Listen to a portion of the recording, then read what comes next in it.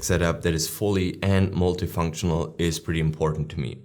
And at the same time, I want it to be aesthetically pleasing because I'm gonna work in here for several hours straight. But at the same time, I don't want to spend several $1,000s on that specific desk setup. So today I'm going to tour my very budget-friendly desk setup for you. And by budget-friendly, I don't mean that any of these items in here are crap, because I'm going to use them on a day-to-day basis and I'm very happy with them. But they are just way more cheap than some of the items that other YouTubers might recommend you. So for the desk that I'm using, it is a Flexispot desk. It is the model E7 in black. And it is a fully automatic sit and stand desk. And by the press of one single button, the desk will automatically drive to a previously assigned custom standing height. And by the press of another button, the desk will go to the previously assigned custom sitting height. So that's pretty important. And I usually use the desk in sitting mode when I'm doing those videos. And I use the desk almost exclusively in standing mode when I'm editing my videos. Because usually when I'm editing, this takes several hours. And I just want to prevent back fatigue. And I personally have a background in fitness training and I have a bachelor degree in fitness training, so I know how important that is. Let's go ahead and talk about the tabletop that I'm using. And this tabletop is also from the company called Flexispot, and it's the model Black Walnut. This tabletop is just great. The overall finish is so beautiful. I mean, I just love touching it, and even though this might sound awkward, that's just how it is. And I just overall love the size of this tabletop because I can fit all of my items on here and I have still plenty of room to work on. And just for full disclosure, Flexispot did send me out those products for free to help me out with this office build. But if you want to check out their full product lineup, I'll leave a link to that in the description down below where you guys can check them out for yourself. So that's enough about the desk.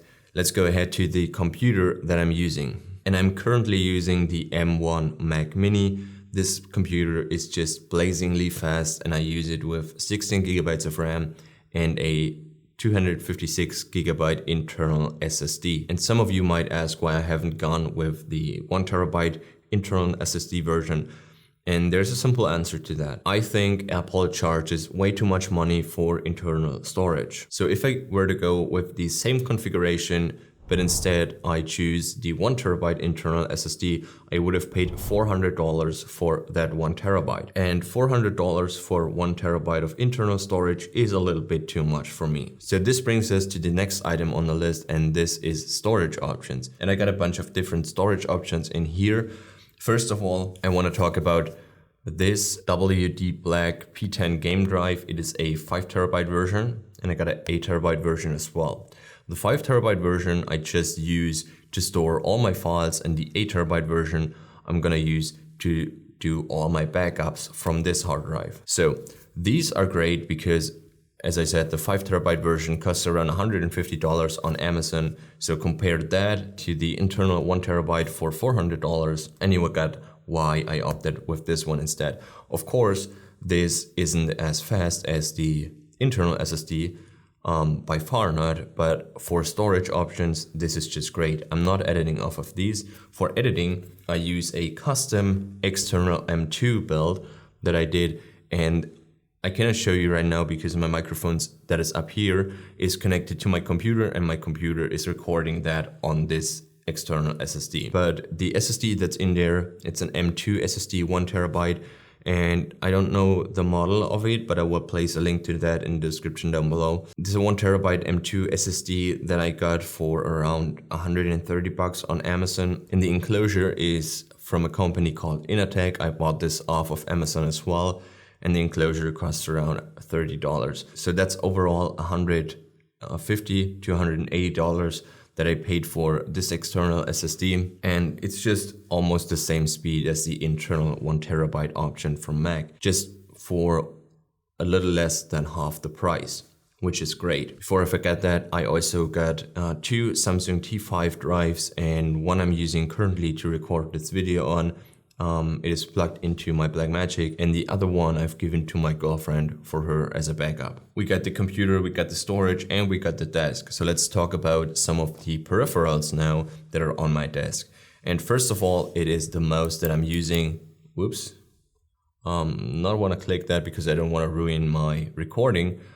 This is the Logitech G502, I believe, and this served me well over 4 years. And when I got this mouse, it was around $100 on Amazon, and I don't know if you can see that, but this cable was actually sleeved. But after 4 years of almost daily usage, the sleeving was very scuffed and, well, it was just disgusting to look at, let's be honest. So I took a razor blade and cut off the sleeving, and now it just looks fine. So I'm sure I can use this mouse for another 2 years, and then 6 years for a mouse that has cost $100 is great. And for the keyboard that I'm using, it is this one right here. It's not an Apple keyboard, it is from a company called CSL Computers. This one is pretty cheap. I believe I paid around $25 on Amazon. And the only thing that I don't like about this keyboard is the fact that it uses batteries, as you can see here in the back.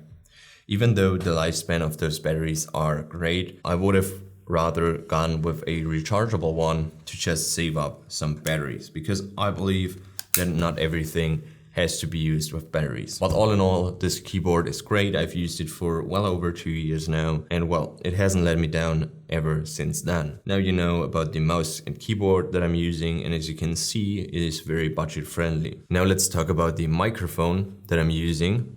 I'm just gonna show you.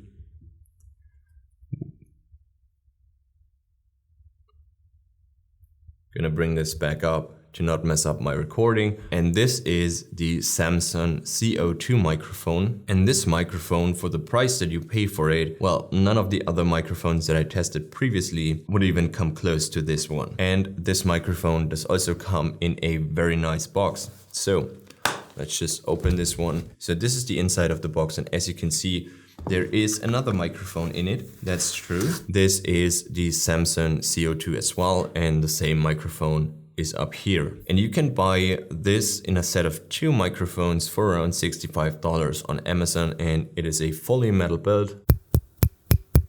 As you can hear, it has an XLR input, just overall great. For $65, getting 2 microphones and a case that, well, protects them very well. It's just great.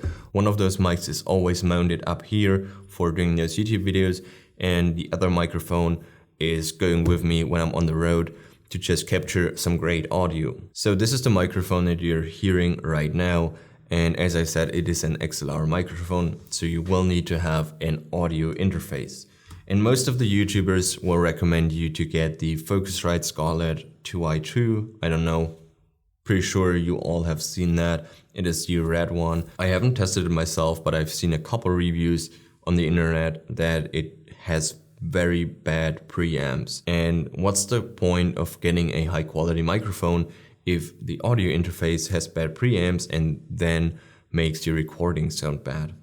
So that's the reason I opted for this Behringer Euphoria UMC22. This thing only costs around $30 to $35 on Amazon. It has great preamps built into it, and well, the overall sound quality that you get in combination with this Euphoria UMC22 and the microphone is overall great, and that all for less than $100. So think about that.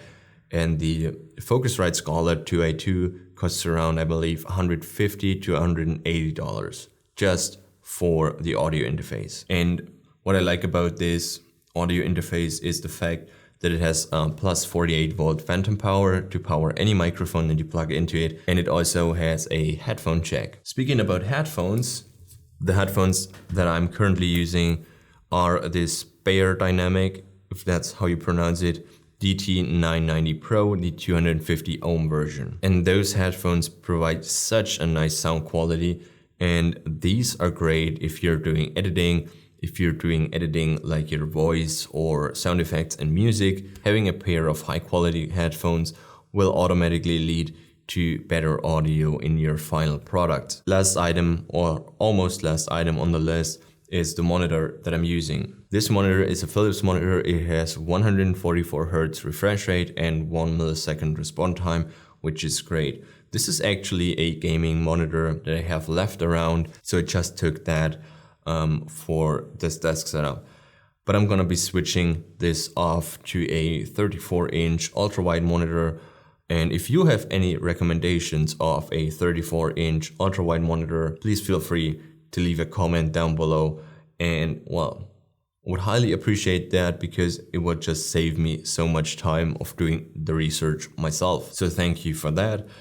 And well, this monitor is mounted to a monitor stand that I bought off of Amazon.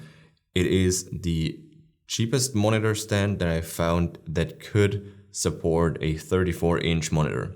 So even though this is a 24-inch, I had in mind that I want to upgrade to a 34-inch very soon. So I also got the monitor stand that could also support a 34-inch. But now let's talk about some of the other decorative stuff that is on here. And first of all, it is the desk mat. Don't know if you can see that. This one right here is from IKEA, and it only costs around $5.99 or $6.99, I believe. And well, I just like the optics of it. I just like the price of it. And I also like the feeling of it. And compare this desk mat to the desk mat from maybe GroveMate, which, by the way, GroveMate charges upwards of $100 for a desk mat. Think about that. And I wasn't willing to pay that amount, so I've gone with the IKEA one, and it served me well. Next item on the list, I'm sure you can see that, is this little fake plant from IKEA. I just like to have some greenery in my office. And the housing is from IKEA as well. It is a concrete housing. So, and then I have a little clock around here, because when I'm editing inside of DaVinci Resolve in the full screen mode, I cannot see the clock, and tapping out every now and then to see what time it is just not very efficient. But I'm very inaccurate when it comes to setting the day and the date. So currently it says it's Saturday the 3rd, but as of right now it is Wednesday the 9th.